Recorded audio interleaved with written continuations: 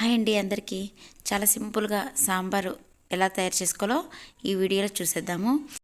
ఈ సాంబార్లో ములక్కాడ వేయడం లేదు, ఎందుకంటే ఈ సాంబార్లో ములక్కాడ లేకుండానే చాలా రుచిగా ఈ సాంబార్ తయారు చేసుకునే విధానం. ముందుగా 2 నిమ్మకాయల సైజ్ అంతా చింతపండుని తీసుకొని నానబెట్టుకోవాలి. సొరకాయ, 2 వంకాయలు, 3 టమాటాలు, అలాగే 4-5 పచ్చిమిరపకాయలు, ఒక ఉల్లిపాయ తీసుకున్నాను. ఇక్కడ ఈ సొరకాయని ముక్కలుగా కట్ చేసుకుంటున్నానండి. ఇక్కడ కూరగాయలు అనేది నేను ఎక్కువగా వేస్తాను సాంబార్లోకి.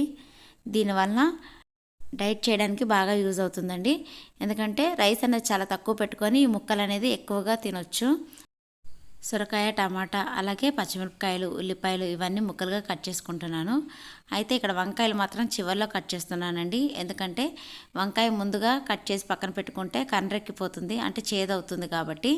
అందుకని నేను చివర్లో కట్ చేసి దాంట్లో కొద్దిగా పసుపు అనేది వేశాను. పసుపు వేసి పక్కన పెట్టేసుకున్నానండి. ఇప్పుడు సాంబార్కి తగినంత కడాయి అయితే పెట్టేసుకున్నాను. అందులో నేనైతే 2 టేబుల్ స్పూన్ వరకు ఆయిల్ వేశాను. ఈ ఆయిల్ అనేది వేడెక్కిన తర్వాత పోపు దినుసులు వేశానండి. ఏవంటే మినపప్పు, ఆవాలు, జీలకర్ర ఇవన్నీ వేసిన తర్వాత కొద్దిగా వేగిన తర్వాత చివర్లో ఎండుమిర్చి కూడా వేసేసాను. ఇవి కూడా వేగిపోయాయండి. ఇప్పుడు పచ్చిమిరపకాయలు, అలాగే ఉల్లిపాయ ముక్కలు,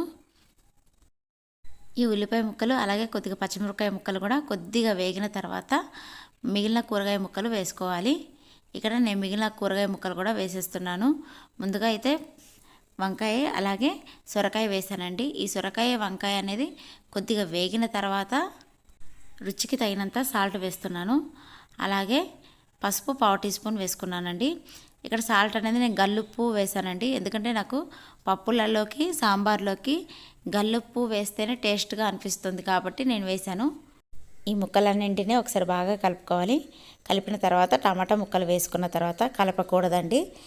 కలపకుండా మూత పెట్టేస్తే తొందరగా టమాటా అనేది మగ్గిపోతుంది. ఇక్కడ ఒక 5 నిమిషాల పాటు అయితే మగ్గనిస్తున్నానండి. ఇప్పుడు మధ్యలో ఒకసారి కలుపుతున్నాను. ఇప్పుడు టమాటా అనేది మగ్గిపోయిందండి. ఇలా కొద్దిగా మగ్గిన తర్వాత ఒకసారి బాగా కలుపుకోవాలి. మళ్ళీ మూత అనేది పెట్టేసుకోవాలండి. ఇప్పుడు కూరగాయలు మగ్గేలోపు నేనైతే ఒక కప్పుతో పప్పు అయితే తీసుకున్నానండి. ఇది కందిపప్పు. ఈ కందిపప్పును శుభ్రంగా 2-3 సార్లు కడిగేసుకోవాలి. ఇప్పుడు కుక్కర్లో వేసేసుకొని ఒక కప్పుకి నేను 3 కప్పుల వాటర్ అనేది వేసుకున్నానండి. ఇప్పుడు మూత పెట్టేసుకొని 3 విజిల్స్ వచ్చేంత వరకు ఉడికించుకోవాలండి. కందిపప్పు అనేది చాలా మెత్తగా ఉడకాలంటే మాత్రం ఫస్ట్ విజిల్ మాత్రం ఒక హై ఫ్లేమ్లో ఉడికించుకొని తర్వాత 2 విజిల్స్ మీడియం ఫ్లేమ్లో ఉడికించుకుంటే పప్పు అనేది చాలా మెత్తగా ఉడుకుతుందండి. ఈ పప్పు అనేది ఉడికిపోయిందండి. ఇప్పుడు స్టవ్ ఆఫ్ చేసుకొని ఆవిరిపోయేంత వరకు ఆగాలి. ఇక్కడ ఆవిరిపోయింది కాబట్టి నేను మూత అనేది తీసానండి. ఇప్పుడు ఈ పప్పుని ఒకసారి బాగా మెదుపుకోవాలండి. ఇలా మెదుపుకున్న పప్పుని ఒక పక్కన పెట్టేసుకోవాలి. ఇప్పుడు పక్కన నానబెట్టుకున్న చింతపండుని నేను రసంగా తయారు చేసేసుకుంటున్నాను. ఇప్పుడు మూత తీసేసి ఈ కూరగాయలు మగ్గిపోయాయో లేవో చూసుకోవాలి. కూరగాయలు అనేవి బాగా మగ్గిపోయాయండి. ఇప్పుడు దీంట్లోకి కారం వేస్తున్నాను. ఒక 1.5 స్పూన్ వరకు కారం వేశానండి. అలాగే జీలకర్ర పొడి 1/2 స్పూను, ధనియాల పొడి 1/2 స్పూను, కొద్దిగా ఇంగువ వేశాను. ఇది కలుపుకోవాలి. ఇందులో పచ్చిమిరపకాయలు అనేవి వేశాను కాబట్టి కారం అనేది 1.5 స్పూను మాత్రమే వేశాను. ఇదంతా బాగా కలుపుకోవాలి. ఇలా కలుపుకున్న తర్వాత పక్కన పెట్టుకున్న చింతపండు రసాన్ని వేసేసుకోవాలండి. ఇప్పుడు ఈ చింతపండు రసంలో నేను వాటర్ అనేది ఎక్కువగా వేసుకుంటూ ఈ చింతపండు రసం అనేది వేస్తున్నాను. ఇంకా కొద్దిగా వాటర్ అనేది యాడ్ చేసుకుంటున్నానండి. ఇక్కడ ఒక గ్లాస్ వాటర్ అయితే వేస్తున్నాను. ఇక్కడ పులుపుకు తగినంత వాటర్ వేసుకోవడమేనండి. ఇక్కడ ఒక 1/2 స్పూన్ వరకు పంచదార వేశాను టేస్ట్ కోసమని. బెల్లం కానీ పంచదార కానీ వేస్తే సాంబార్ అనేది చాలా టేస్ట్గా ఉంటుంది.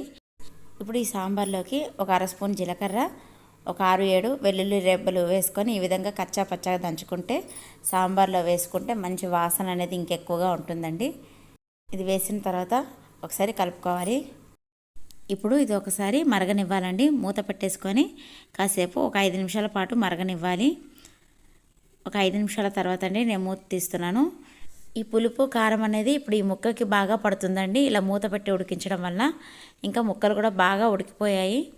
అందుకని ఇప్పుడు కందిపప్పు కూడా ఉడికించి పక్కన పెట్టుకున్న పప్పును కూడా ఇందులో వేసేసుకొని ఈ పద్ధతిలో సాంబార్ అనేది తయారు చేసుకుంటే రుచితో పాటు సువాసన కూడా చాలా బాగుంటుంది. ఇందులో చివరిలో కొత్తిమీర వేసి ఒకసారి బాగా కలుపుకొని ఒక 5 నిమిషాల పాటు ఉడికించుకోవాలి. ఇలా పప్పు వేసిన తర్వాత 5 నిమిషాల పాటు మరగనిస్తే రుచి అనేది బాగా పెరుగుతుంది. చూడండి, ఇప్పుడు బాగా మరిగింది కాబట్టి నేను స్టవ్ ఆఫ్ చేసేసుకుంటున్నాను. సాంబారు రెడీ అయిపోయిందండి. ఈ సాంబార్లో ములక్కాడ అనేది వేయకుండానే ఇలా చేసుకోండి. ఈ స్టైల్లో చాలా రుచిగా ఉంటుంది. ఈ వీడియో మీకు నచ్చినట్లయితే లైక్ చేయండి, షేర్ చేయండి, సబ్స్క్రైబ్ చేసుకోండి.